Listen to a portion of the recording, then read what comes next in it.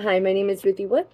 This is for ESL-440 with Jan Norris, and this is a video presentation for the administrative team of a school district about leveraging home and school connections in English language instruction. So we're going to go ahead and jump right in.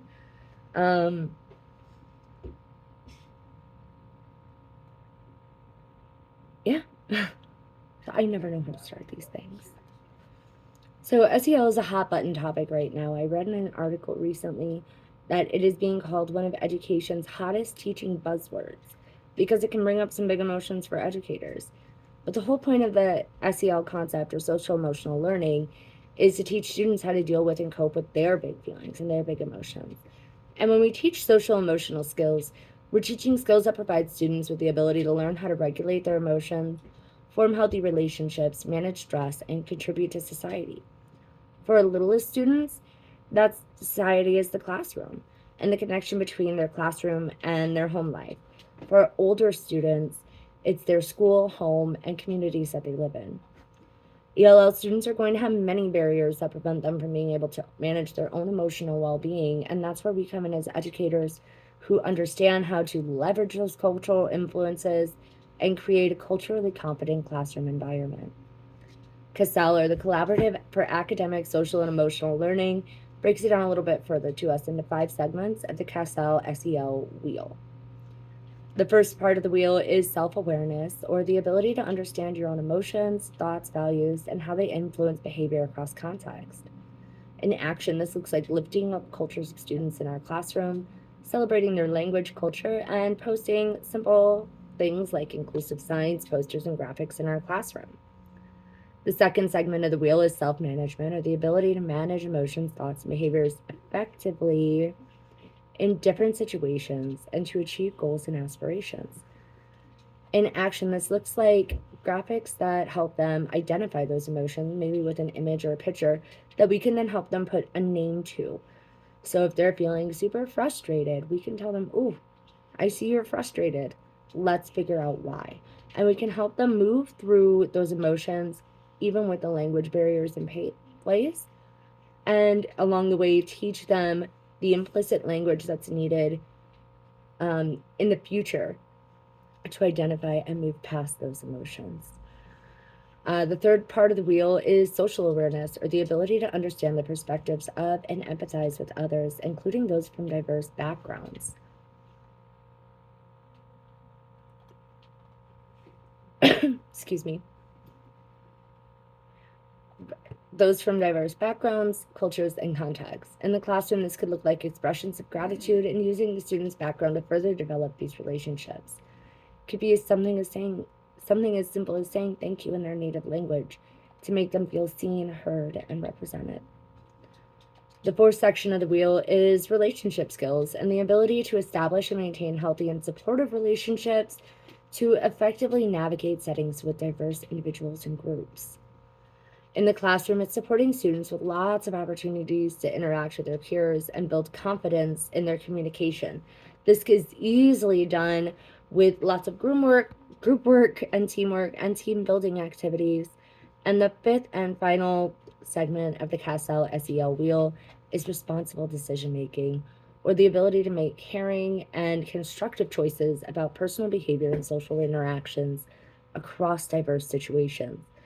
In the classroom, it's really important to remember that our ELL families have lived through a range of different experiences and see things through a different lens.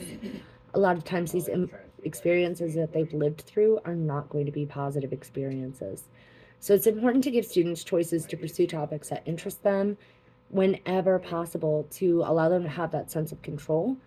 And it also allows us to connect their interests, their culture, their heritage to the topics that we're teaching in the classroom, further show them that we truly do care about them and we want to see them be successful.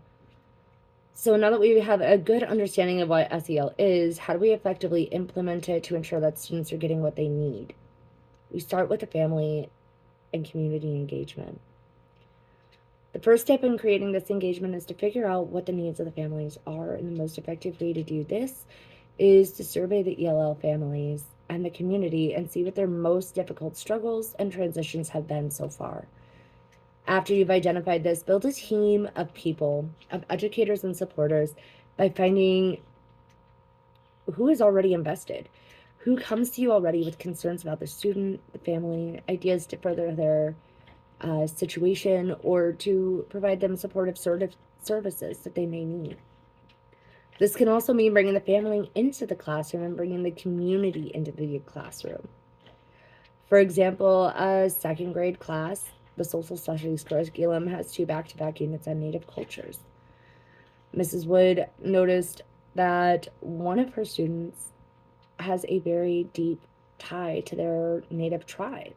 So she reached out to the family and discussed the upcoming units with the family and invited them into the classroom. She really made it clear that she was trying not to appropriate anything or misconstrue any ideas. The family jumped right in, jumped on board.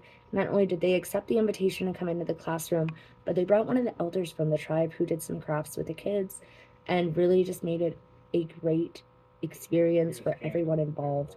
It also got that tribal community more involved with the school, so the school was able to have more connections to better support the ELL students who had a tribal background in that way. The role that family and community practices have in influence language learning is massive. We know that when students feel supported and safe, they do better. The same can be said for families. When the families feel supported, they thrive. And we are a larger part of that community of supports for our ELL students and their families.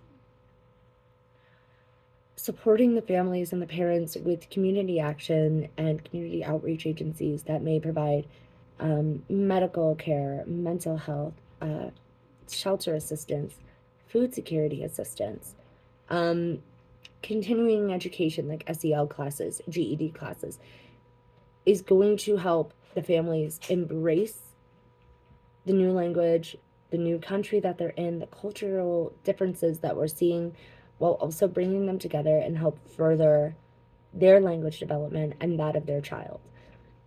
In all things we do, our goal is to make sure that our students feel safe, supported, respected, seen, and most importantly, valued. And by doing all of these things and bringing everything together as a whole, we will be successful in that goal. Thank you for your time.